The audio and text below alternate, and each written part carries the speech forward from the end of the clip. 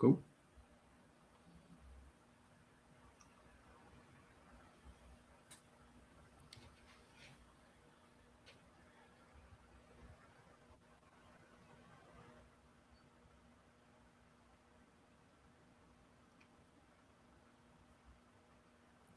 Hello, everyone. Welcome back to Comics for All, where comics, creativity, and community all connect. So today is Thursday, February 5th, 2026. So thank you for joining us wherever you are in the world. My name is Jameson. I'm a comics librarian. I'm your host here at Comics for All. This is our weekly Ink and Insight segment, so we get to interview comic creators. And today our guest is David Barclay. David, thank you so much for taking some time out of your schedule to talk to us. So we're going to talk about your creative process and your current Kickstarter. But the first question we like to ask everyone, because we are a reader-centric channel, is what got you hooked into comics as a reader? Oh, first of all, thanks for having me. So it's always a little bit different just from where I'm from. Being from Scotland, it was a little bit different growing up. So for me, it was Our Willie and the Bruins, which is a one-page comic script that's been going on for probably near 100 years now. And that was my first introduction. I used to get given them at Christmas off my grandparents. Nice. And I would just read them constantly. And it was just these wee little one-page stories. They weren't trying to change the world. It was simple things like the cooker's broke and the dad needs to find a way to get the money to buy a new cooker. So it's very simple slice of life stuff. But for me, it was amazing just seeing normal life unfold in a comic book. So I got obsessed reading them when I was younger. And then basically that elevated more into other comics. And then as I got older and started realizing that Marvel and DC obviously blew up a lot more. But for me, it's comics always started as a one-page strip that was very calm, very slice of life, and just a bit everyday stuff going on, really. So a very different approach to most. And it's superheroes are very flashy, and the Bruins is probably the exact opposite of a flashy superhero comic, but it's very enjoyable as well. Love that. I haven't heard, especially the one page, format. I haven't heard actually someone who's really been into that. So that's great. Everyone, comes into comics at different points in their lives. But for you, as a young person or as an adult, when did you realize, I actually want to create and be part of the comics community? When did that realization come for you? Yes, it was a very different path for me. So till a couple of years ago, I was working 9 to 5, normal job, and then life changed a little bit, and I had more time to myself. And I'd always been writing creative stuff. I used to write music when I was younger. I've always been writing characters or little stories, but never really did anything with it. Right. As I sat with that idea, it just started building more and more. And this is where SAORSA came from. I started flexing about a narrative and wondering, how do you build this into a full story with all the deep character stuff that I wanted to do.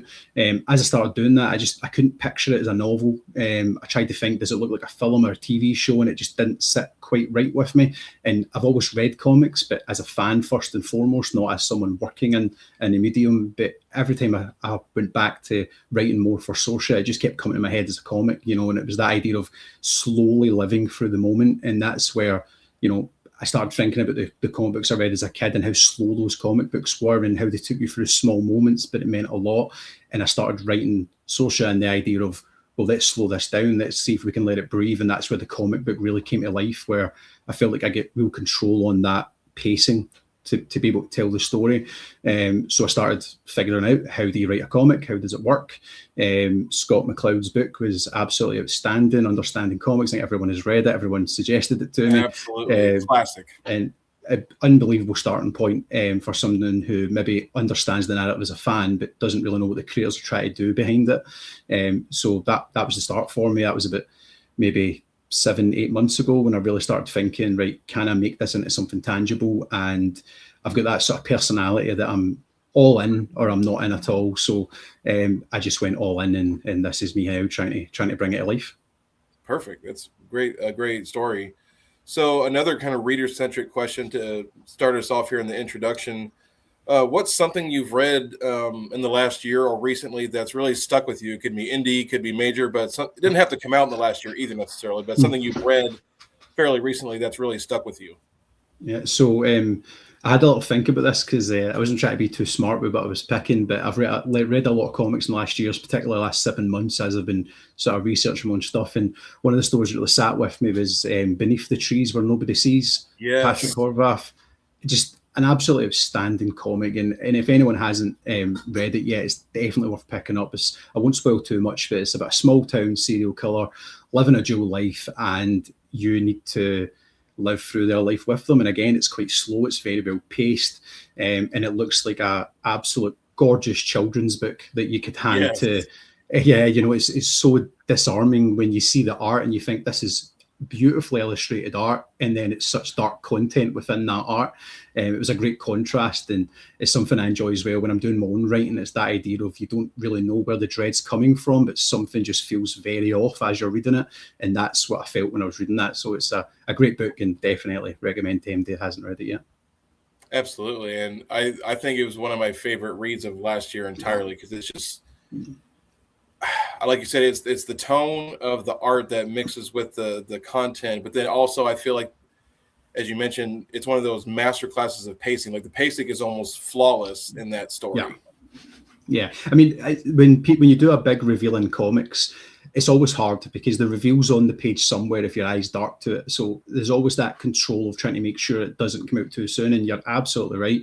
I just felt like every time you turned a page in that, you did not know what to expect coming next. And even though it wasn't massively high stakes to the characters in it, it was. And as you're turning it, it was a masterclass. It just kept you couldn't stop reading it. It's one of those comics that you start, you have a look, and you just don't, you finish it, then go, I need to go back again. I need to read that again now straight away. I need to see that play out again. So absolutely loved it.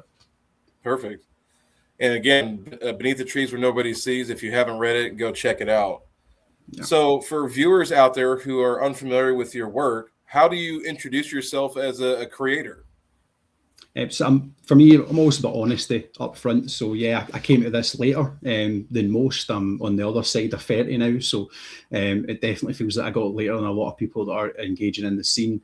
I came from an outside industry as well. So, I don't have a creative background. I was very much working in management and doing other things back then. But being at this age and the maturity on it, I think I'm a creator who's deliberately coming into this space. I'm not just stepping into it without thinking, how does it work?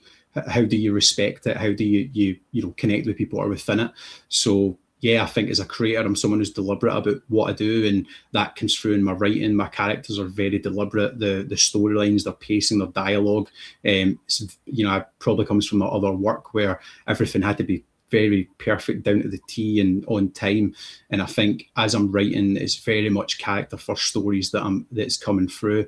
My previous roles in life, and I'm very much a people person. I've always been talking to people, working with people, engaging with them, and I think that's where it comes from. So much of my characters are made up of people I've interacted with over the last 20 years, and I can see little traits of them coming through and blending them with a little bit of fiction to make it a little more exciting. But for me, it's definitely a character first creator, and that's where most of my stories sit. The other stuff's great. The big theatrical things is amazing. Big scary stories and monsters, I love that. But for me, if the character isn't right, there's no point in putting them in that scenario. So I'd probably say my character first creator, if that's a phrase. I'm just making that up probably.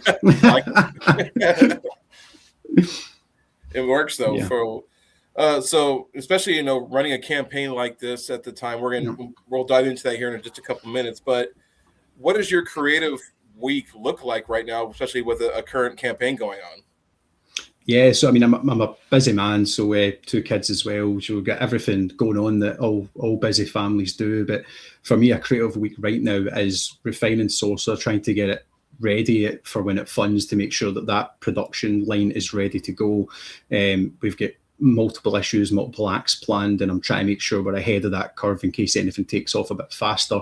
I'm working on some other projects as well, nothing late in production right now. I was trying to make sure I was focused on SAORSA, but I'm working with some other writers and some other artists to get together other ideas I've had and other concepts I've came up with. So it's usually split up to refining scripts, working on future prose or future story arcs, and then try to connect with other artists or other writers and artists within the community as well, just to see how they're working, getting feedback, and trying to learn as I'm doing it. I'm very open to the idea of feedback and feeling how this works. I'm not coming in as an expert, so the amount of feedback I'm getting is absolutely amazing. So I do spend quite a lot of time in my week engaging in the community and just try to find out bits from them. Whoever will give me 10 or 15 minutes to ask some questions about how they wrote a scene or how they just paste their script. So a lot of it is sort of reflective as well for me. Love that. So now we actually get to dive in a little bit into the Kickstarter and the title we're going to be talking about today. Is it SAORSA? Is that how you pronounce it? So it's a hotly debated topic online. So it is and I'm terrible with pronunciations, so that's even worse that I'm choosing to do it. But for me, I believe that the correct pronunciation is SAORSA. So it's a Gaelic word, SAORSA. So it's a Gaelic word which means freedom. Which is very poignant for the story once it starts to come to light. But I think SAORSA, but if you go online, there's various takes of it and various people debating how it gets pronounced. I'm good with whatever. Just say it how you see it and we'll know what you're talking about. Perfect. And this is one of the interior art pages I just pulled from the Kickstarter page, which we'll go to that here in a couple minutes too. But to kind of start us off, can you give us your pitch for what is SAORSA and what makes it a supernatural noir comic, especially like the setting in post-apocalyptic Scotland? I feel like that's really unique. Yeah, no, definitely. And first of all, Amy Wilson on the art here is one of the counter characters who unfortunately isn't in issue 1 but will be in later. And Wayne Loudon, the artist, done an absolute tremendous job bringing it to light with the sketching and the inks. It's just resonated perfectly with me. For SAORSA, supernatural noir, post-collapse Scotland, that's the tagline that's out there. For me, the story is taking place in a fictional reality that has slowly decayed over time. There was an event during the Y2K millennial bug sphere that everyone had in 1999 that changed the world a little, and it's slowly been fracturing since then. It's not an overnight apocalypse. The world is still functioning on paper, but in reality, the way the communities are interacting and the way people have been isolated due to the events is very much how Scotland feels as a place at times. I get a lot of inspiration from when the industry shut down in Scotland, when the dockyards shut, and there was a lot of communities that completely thrived on what the shipyards gave them and how they had an income and how people provided for themselves. And when that left, it didn't end the town, but slowly over the last 20, 30 years, the towns have decayed. They have struggled to revitalise their economy. And that's something that I wanted to bring into this. I wanted to represent the Scottish side of a slow decay rather than something happening and everything ending overnight. I was really, set on it being set in Scotland, not just because I'm from here, but the idea of a world full of mythology that's tied to the land and it's been here before us was very intriguing to me, which is where the post-collapse Scotland part comes into it. But I think it's supernatural in a sense that mythology is going on, creatures are there, but it's quiet. It's the unease of it all. It's not knowing why it's happening. It's how does normal people react to crazy situations that they don't understand at all. They don't know if they're helping. They don't know if they're hurting. They're really just trying to survive in the moment. So that's where it's at for me. Perfect. So if we can phrase it this way, who is this comic for? If someone likes X type of story or a particular genre, how are they going to vibe with SAORSA in terms of what are the connections for readers? What it's going to pull them in, you think? So I had a great conversation with someone on Instagram today who just reached out asking about the story, excited about the Kickstarter, which is, again, really appreciated to everyone that sent messages like that. It really is appreciated when people reach out. And the way they seen the way they saw it is a way I haven't phrased it yet, but I think it may have been perfect. You say they saw it as Constantine crossing over with The Walking Dead. And I went, well, I was like, okay. I was like, I can't disprove that. No, I was like, that is pretty close. I was like, there's no zombies, of course. I was like, it's not a zombie story, but it was a good way to phrase it. And I thought, I'm going to steal that. That is a good way to get an idea in your head. So Ewan is very much, in my mind, a representation of Constantine is in Scotland, and that was where the inspiration started from him. And the idea of a world that's ending, but the story is really about the people surviving, and it does sit in that Walking Dead lane. So I think that comparison's pretty on point. Yeah, I think the guy nailed it. Yeah. I love that. That's a great comparison. And for those interested, I did put the Kickstarter URL as a comment in the chat, so feel free to check that out. We'll be actually going to the page here in a couple minutes. So kind of diving into the setting, themes, and the characters, you've touched on a little bit, but what parts of actual Scottish history, folklore, and landscapes did you actually capture, and what did you actually deliberately exaggerate and or change to kind of keep things either for copyright issues, or you just wanted to have it more of a fictional feel to it? Yeah, so when it comes to the setting, it's set in the west of Scotland. So Glasgow is relevant in it. It's fictionalized again, like we were talking about, but it is very much inspired by Glasgow. We'll also begin out during the comic if the story progresses and we get more into it, into more smaller towns and more rural areas in the west of Scotland. So it's being contained there. I've used images for reference from there to try and make sure the world isn't exactly accurate to where we are, but if you're from here and you see it, you'll recognize where it is that we're setting it. The folklore side of things, Scottish mythology is a funny thing to research, it's a funny thing to look into, so it blends over with Irish mythology quite a lot. The Celtic side of it is hotly debated again. I don't need to get into that, but there's very much debate about the origin of these stories. So what I decided to do is not try to find the true origin. Let's make that misunderstanding part of the story. So even within the world of SAORSA, these characters who think they're informed around these beings and what's going on, they aren't. They're just hearing their side of the story and they believe it's true. And that feeds into how mythology works in Scotland. You know, we one of the early monsters that will turn up, or any early entities that will turn up, is it's pronounced C, but it's spelled seed with a D. But a C is essentially a Scottish fairy or an Irish ghost, if you think about it that way. But they don't represent themselves as how we would see a fairy. They're very much a reflection of the person that they're interacting with. They're not evil. They're not bad. They don't have an agenda like that.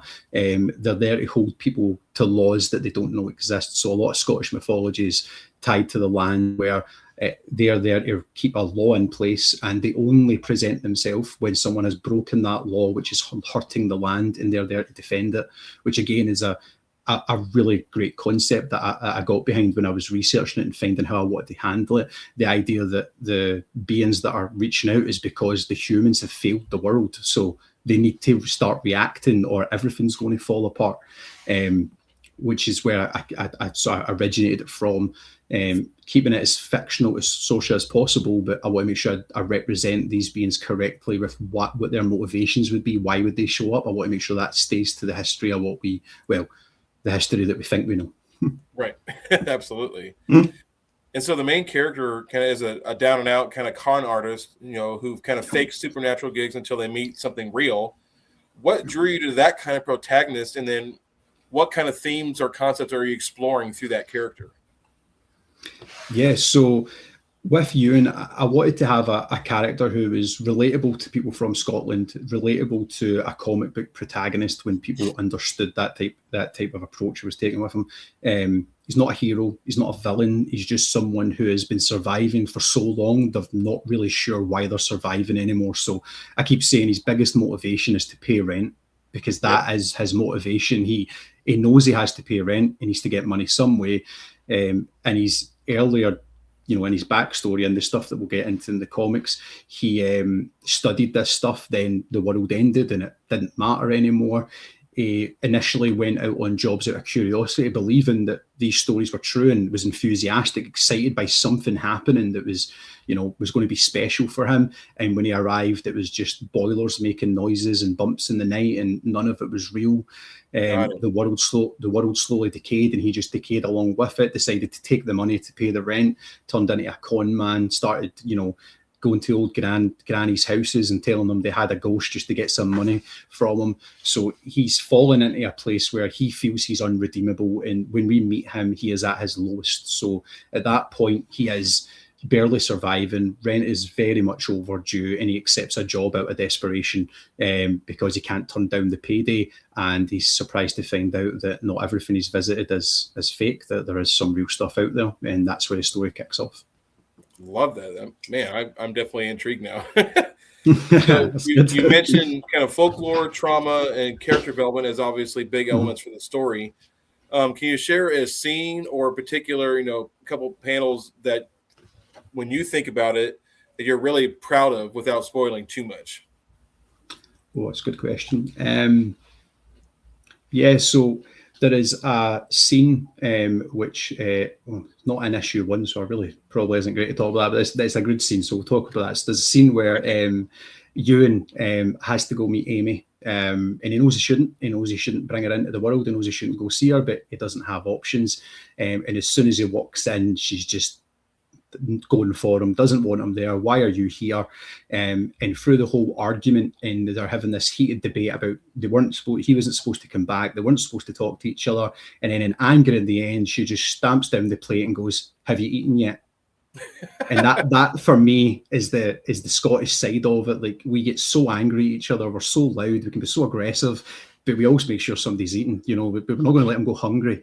So I love the humanizing side of that, where you can be angry and upset, but you've got to eat. So yes, do it. So that's the stuff for me that I'm more proud of. There's some scenes that are pretty cool and pretty, some graphic scenes in there that are a little bit on the edge of horror, but for me, it's not those moments that I find the most interesting. I find the ones where, a little character trait, like making sure Amy still gets Ewan a little bit of food because he's clearly hungry, and just making sure that emphasises in the panel. That's the stuff that really excites me. And that probably comes for the Bruins and Willie, who spent most of their comic books around a dinner table or around a kitchen having a cup of tea. So I'm probably used to that, seeing that scene in comics a lot, and it definitely bleeds into SAORSA. There's many scenes in it that are set around in a kitchen, around a cup of tea, while we're hearing what's going on, but in reality they're just trying to get that 5 minutes of calm before they go back to whatever craziness is happening. Love that.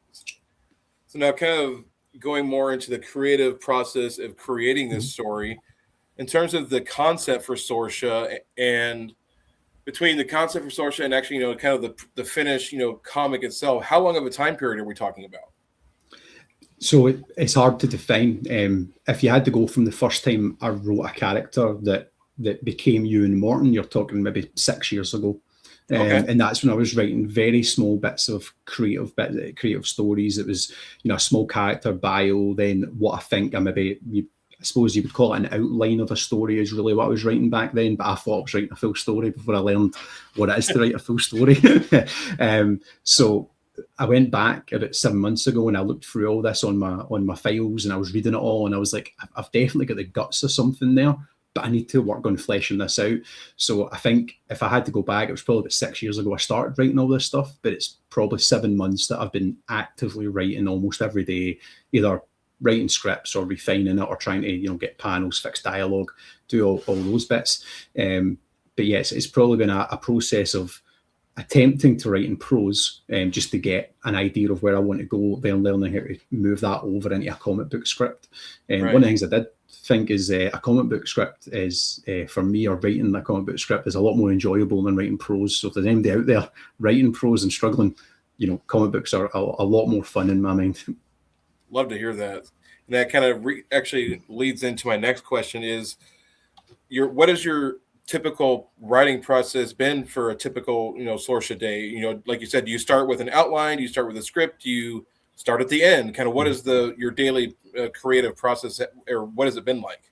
Yeah, so I think it's probably better to go back to how it started, just because now it's a lot more refined than it was, and it probably sounds a lot more boring. But originally, what I was doing was, big text blocks of prose, just writing story. But at the time, I was just writing big outlines of issues and acts, trying to write that through, then soundboarding it off my wife, who's a big fan of comics and stuff as well. So she was very good to bounce back and forth from and get that feedback on, opening that up to some friends and some people that understood comics a little bit and say, can you see this as a comic? And then it was really just a long stretch of drafting. So constantly getting into the prose, trying to get it narrowed down into more beats. Now I know that process is a lot smoother when you break it down into, story beats and then move on to scripting from the beats. So I've got that smoothed out a lot more now, but originally it was just long blocks of text getting written and then me trying to pick apart the bits of the text that fit the panel description, fit the text, fit the dialogue I was looking for.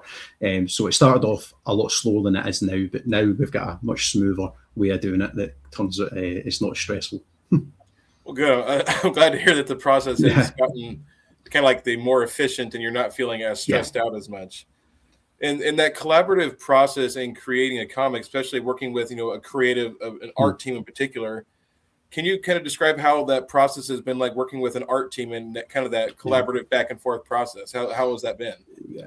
It's been an excellent first experience. So this is my first time, looking to collaborate with an artist. And, at the start, I was very clear that I was looking to collaborate, yes, and I was looking to commission an artist, but my knowledge of these things probably wasn't where it had to be. So when it came to panel construction, how many panels get on a page, where they should go, all this part of it, or even just how much, dialogue I can have in a panel, how much descriptive terms that artist wants, I knew I might have not been perfect at it. So I was looking for an artist that would have the patience to go back and forth with me, and I also have the sort of the will to talk through things that I was maybe doing a little bit wrong and give some feedback on it. And Wayne has been outstanding. So anytime he's needed more information, he's come straight to me, very calm. Anytime he's needed feedback, he's again straight to me looking for feedback or asking myself to define something a bit more. And honestly, it couldn't have went smoother for me. That could just be that I was really lucky and got a great artist that was ready to go with the vision. But to see him bring it to life and it being almost exactly how I'd seen it and how I described it was a strange feeling, because I'd never expected it to look how I thought it was going to look. I always knew I might have had to give something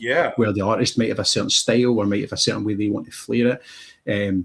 And originally I was looking to try maybe pair up with a Scottish artist. Unfortunately, I wasn't able to do that. But Wayne is from England, just down across the border, and he knows Scottish culture. He spent time here. And as soon as I was explaining the way the streets should look, the way the buildings should look, he just got it straight away. He understood exactly what I was looking for, and it just made the process so much easier. And I think it was very lucky that I got him to come on board. But at the same time, I think it was lucky just to get someone who understood what I was trying to explain, which I knew would come as a barrier if I was trying to explain a small Scottish town to someone who'd maybe never been here or never seen it. They do look a bit different. The architecture is a bit different, and he just understood it straight away, which was great.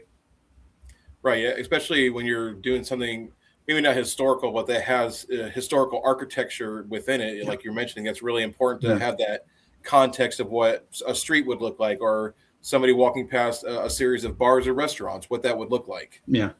Well, one of the conversations I had before it, and again, probably a little bit green when I was having this conversation where I didn't fully understand how it worked, but my concern was, if I put buildings on an image and then I just say the name of the city, people believe it's that city. I wanted it to be where it's on this panel, there's no city, and you know where it is. You see it and go, that looks like it's from Scotland. What is that? And that was what I was trying to get from it. So I'm hoping, as we move into production, that quality will stay up, and I'm 100% sure it will. And you'll, people from here, or even people who've maybe visited or seen it in pictures or seen it on TV, will see a panel and go, yep, that looks like a Scottish city. That is exactly what it looks like. But then again, we do have, Batman was filmed in Glasgow, so technically we are close to Gotham. Hey, that's right. It's tangentially related. So now I'm going to pull up the Kickstarter page here in just a second. In the meantime, how did you get, to the point where you're like, what, this project, I need to actually get it on Kickstarter. Can you walk us through kind of your process of taking the idea instead of, maybe pitching to a publisher, or if you did pitch to a publisher, how that went, but you feeling like that Kickstarter was the right platform to get this creative project going? Yeah, so for issue 1, I felt Kickstarter was the right place to start. I've reached out to publishers. I've been in conversations with them. I've had back and forth from it. But right now, the biggest thing that was worrying me was if I wait too long, if I write too much, I'm going to lose where I wanted to start the story. And I don't want to get too far ahead, because I've read comic books myself where I feel like that was great by issue 7. But issue 1 to 6 maybe wasn't great. So my goal was to make sure that I paused, stopped, and I need to get issue 1 perfect. I need to get it out there. I can't wait for a publisher to get involved. I can't wait for another route to go down. So I looked at the different crowdfunding options, and Kickstarter was the jump out. I then had a couple of conversations with people who had ran Kickstarters successfully and unsuccessfully, because I wanted to know what happened when it doesn't go right and how do you try to prevent that. Right. Luckily, again, everyone was positive about the platform, positive about how the comic book community engaged with that platform specifically. And we just went into the idea of, how do we build a Kickstarter? Let's look at ones for examples and let's try build something. Love that. And I think, like I said, we're showing it right now. I love how it's Yep. formatted and everything. So if you can you walk us through kind of some of the reward tiers and what can people, a new backer, and what people, is there any like unique items that are kind of unique as rewards too? Yeah, so right now the rewards are all digital based. So the digital rewards that we've got up now is very much you've got your digital PDF is your entry reward, and then we move on to having some early sketches, some background books. I've created some mini lore books. So the idea for me, because a lore book sometimes sounds like just an add-on. Personally, sometimes you think what's it going to give to you, but Right. with the way with the way the mythology is handled in this in SAORSA, it's very much a blend of that Scottish folklore mythology, trying to drag out the parts that are uniquely Scottish while staying true to where they come from within history and where they originated from. And I think the lore books are really interesting because all my process is in there. So everything I went through, all the steps that I went through, it has led to a final canon lore of these creatures that come back to the surface. And I think it's an interesting read, even just from a point of I like interesting creatures who I haven't heard of before. So, I know a lot of people might have heard of some of more famous ones like the Banshee, which is in lots of media and lots of different stories. Again, originates from Celtic mythology, which is a great story that we might investigate one day. Absolutely. And this is more kind of like on the creative on your side of being in charge of it and putting all this together. What have you learned about balancing the creative headspace at all, kind of the business side, social media, newsletters, getting the campaign ready for launching, and then actually staying on top of all that while the campaign is actually going on? How are you handling all of that? It's been a learning process, and it is trial and error. Sometimes, you try something and it just isn't working, and you need to decide that energy is best used somewhere else. So you've got to sort of prioritize where you're putting your energy. For me, the business side, so the organization of it was fine. That's where I come from. That was my strength. It was probably the social media aspect. So as much as I've used social media as everyone, I was not a sort of guy with a following. I didn't do a lot on social media. I was very much just had it to check out what was happening in the world, but didn't spend a lot of time on it. So when I moved into this process and I knew that it was going to be, I had to put myself out there and I had to be honest and I had to put myself on camera and be willing to talk. The excitement of doing something that I was passionate about pushed me through that sort of little bit of anxiety you get when you start to put yourself out there. But it really was just trying to get that buy-in early on, that I was a genuine person trying to make something, and social media is full of a lot of not that stuff. So you're trying to make sure that you're balancing a line, that you're not just appearing in people's feeds asking for people to support a Kickstarter. You're trying to contribute a bit more. That was where the idea of help contributing to Comix Bulletin and Comics Yeti and trying to do some reviews, and I did a piece for Bella Caledonia as well. I even reached out and I've done a great interview with John Lees, who's an excellent Scottish comic book creator, and just doing things like that within the community, within the space. I felt like I can't come into this world and not try to give back to it before I try and ask for support within it. So that's been my approach, really. Try and can't remember the exact saying, but just leave it better than you found it is my approach with things. So if I can do that, I'll be happy with that. Yeah, that's a really great approach, honestly, because I feel like it just kind of shows that kindness and just being your genuine self really takes you a long way. It really does. How have you engaged with anyone who's read the story so far? What kind of feedback have you received who's actually read the story? Yep. So I've put the script out to close friends, family, people that maybe I know they won't share it anywhere, but they'll also be honest with me and give me feedback. And they helped form the early drafts. So I'm not saying I handed out a script and they went, "That's amazing, go make it." I handed it out and they went, "Well, what does that mean? Why did that happen?" And they questioned me, and that process was more valuable than any of them probably understand for me, because that was the first time somebody was reading my writing where they were expecting to get somewhere with the story. So yeah, they once I got down to like the final draft, which we've done now, which is artist ready, and I sent it back to the same people, the improvements on their response was unbelievable. And the thing that they keep coming back to me when they're reading it is that they just want to know more about you, and that's what I wanted them to be. Like, it meets an entity that has superpower, his powers and can do stuff, and they finished it going, so why is Ewan like that? And I was like, that's what I wanted. I wanted you to ask what was up with you, and not what was up with the scary creature. So it was really good to see that. It was really rewarding, and it just let me know that I felt I was on the right path there. Because if if they're not going to engage with the main character, the rest of it doesn't matter. So the best feedback genuinely was people asking, why did Ewan speak that way? Why does he act like that? And it's like, well, let's keep reading and we'll find out exactly where he came from and how he was built to be who he is today. But it was very encouraging. Love that. So for 2026 and, kind of promoting comics, are there any conventions that you're planning to attend, to just as a professional or just even trying to get your stuff out there? Yeah, so there's a plan just now. So we've got Comic-Con Scotland that happens here once a year. So I'm hopeful to get involved with that. And I've reached out to them already to try and make a connection. There's a couple other festivals and things that go on around folklore and mythology that I've been invited along to more as a participant with a stall. If everything is obviously set up and everything's out there, you'll be able to have some content with me. So yeah, there's some plan. There's more coming up. Right now, I think it's that energy focus that I was talking about, where let's get issue 1 made, and then once we have that, we can move on to the wider view of how do we get more eyes on it, which is where the conventions will be absolute key at that point to get more eyes on our product. That's right, and I feel like you really can make a lot of great connections, even with just members of the public, people who may end up reviewing your comic at some point, or someone who actually knows an editor at a publisher. You have no idea what kind of connections you're going to make when you meet people at these conventions.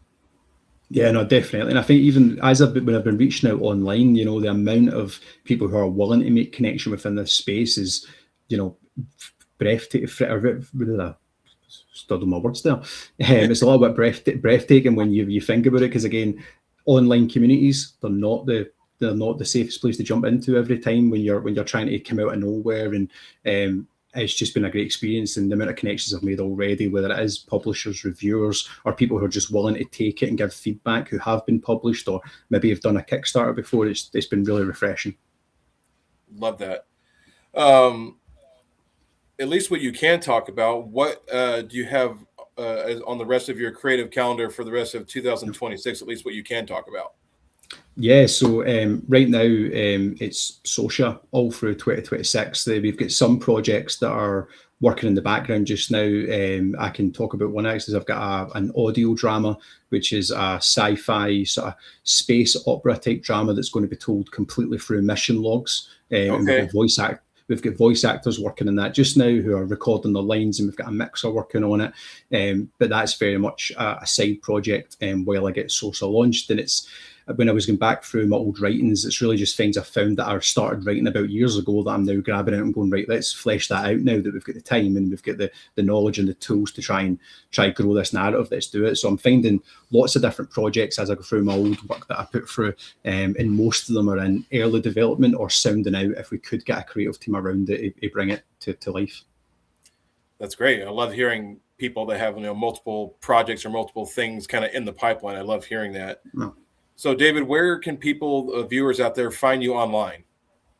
Yep. So on most socials just now, my name is D Barclay Glitched. So that will be on most socials. Blue Sky is probably one I'm most on. Blue Sky or Instagram.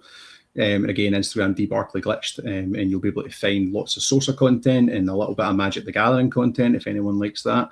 Yes. So I've got a little bit of MTG content just because I find it fun to make videos with very scary commanders, which if anyone plays will understand what that means. But yeah, so you'll see me on there. Perfect. So my last question to close us out for today is kind of an odd question, but do you happen to have a favorite snack or a meal as a go-to when you need to sit down and work on some projects?